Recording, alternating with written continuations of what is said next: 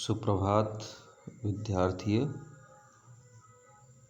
आज हम कक्षा 10 में पंचम पाठ जो संस्कृत स्पंदना है उसका पंचम पाठ आज पढ़ेंगे। तो सबसे पहले आइए देखते हैं उसके परिचय में। कह रहा है प्रहेलिकाम को न जानाति। पहेली को कौन नहीं जानता। पहेली के बारे में कौन नहीं जानता। कम वा जन्म नाकर्षयति मनोविनोदकारिणी प्रहेलिका। कम वा जन्म अथवा किस मनुष्य को न आकर्षयति अच्छी नहीं लगती मनोविनोदकारिणी प्रहेलिका, मन को मोहन करने वाली, मन को मनोरंजन करने वाली पहेली। मनोरंजन करने वाली पहेली किस मनुष्य को आकर्षित नहीं करती।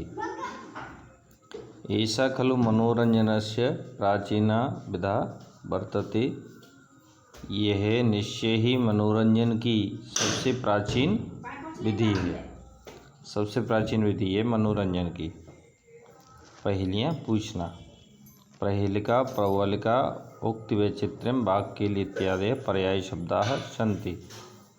प्रहेलिका प्रवलिका उक्ति वैचित्र वाक्येली इत्यादि ये पर्यायवाची शब्द हैं। यानी ये सब क्या हैं? पर्यायवाची शब्द हैं। ये सभी इनका अर्थ एक ही है। पहेलियाँ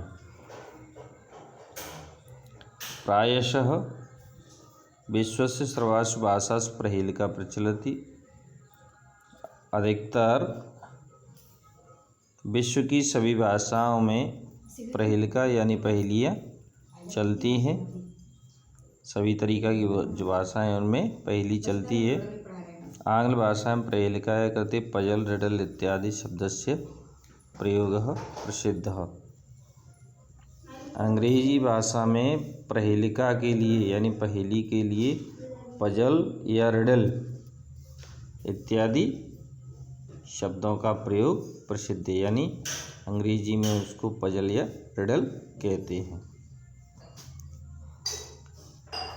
प्रहेलिकायां प्रश्न भवति। पहेली में प्रश्न होता है। यस्य उत्तरम श्रोत्रान्वेषणीयं भवति। जिसका उत्तर श्रोता को खोजना होता है। प्रहेलिका द्विविधा भवति। पहेली दो प्रकार की होती है। स्वपदोत्तर प्रहेलिका अश्वपदोत्तर प्रहेलिका चेति। स्वपदोत्तर पहेली और अस्वपदोत्तर पहेली ये दो तरह की पहेली होती हैं।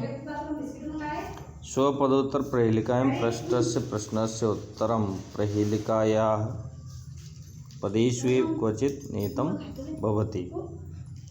स्वपदोत्तर पहेली में पूछे गए प्रश्न का उत्तर पहेली के ही किसी पदों में कहीं निहित होता है। यानी स्वपदोत्तर पहेली में क्या होता है, जो प्रश्न का उत्तर है वो उसी पहेली के अंदर ही कोई जो पद होता है उसी में छिपा हुआ होता है। और अश्वपदोत्तर प्रहेलिका में तो उत्तरम बहिरेव और अश्वपदोत्तर पहेली में उत्तर बाहर होता है। न तो पदेषु निविष्टम, वह पदों में छिपा हुआ नहीं होता। यानी उसको हमें बाहर से खोजना होता है। प्रहेलिकासु या चमत्कृते दृश्यते। पहेलियों में जो चमत्कार दिखाई देता है सा कदाचित श्लेष यमक आदि अलंकार माध्यमेन। वह कहीं पर तो श्लेष यमक आदि अलंकारों के माध्यम से और कदाचित और कभी संधि समास आदि माध्यमेन उत्पद्यते और कहीं संधि और समास के माध्यम से उत्पन्न होता है। कहीं कहीं पे तो जो चमत्कार है वो श्लेष यमक आदि अलंकारों के माध्यम से और कहीं पर संधि या समास के माध्यम से उत्पन्न होता है। प्रहेलिका न तो केवल मनोविनोद कार्य का, पहेलियाँ केवल मनोरंजन करने वाली ही नहीं अपितु बौद्धिक व्यायाम साधिका सन्ति, बल्कि बुद्धि का व्यायाम कराने वाली भी हैं, बौद्धिक व्यायाम साधक भी हैं। इयं साध्य क्रीड़ा अपि बौद्धिक क्रीड़ा अपि विद्यते। यह शब्दों का खेल भी है और बुद्धि की क्रीड़ा भी है, यानी शब्द और बुद्धि दोनों का एक खेल है। संस्कृत कवयः अपि प्रहेलिका परस्परम संवर्धितवन्तः। संस्कृत के कवियों ने पहेली की परंपरा को बढ़ाया।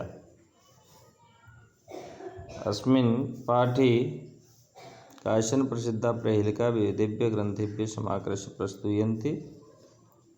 इस पाठ में कुछ प्रसिद्ध पहेलियों को विभिन्न ग्रंथों से लेकर के यहाँ प्रस्तुत किए जा रहे हैं। आगम्यताम, पठ्यताम, आस्वाद्यताम। आइए पढ़ें, आनंद लें। इस तरह से ये पाठ परिचय है, पाठ 5 स्पंदना का। तो पहेलियों की शुरुआत हम अगले वाले वीडियो से करेंगे।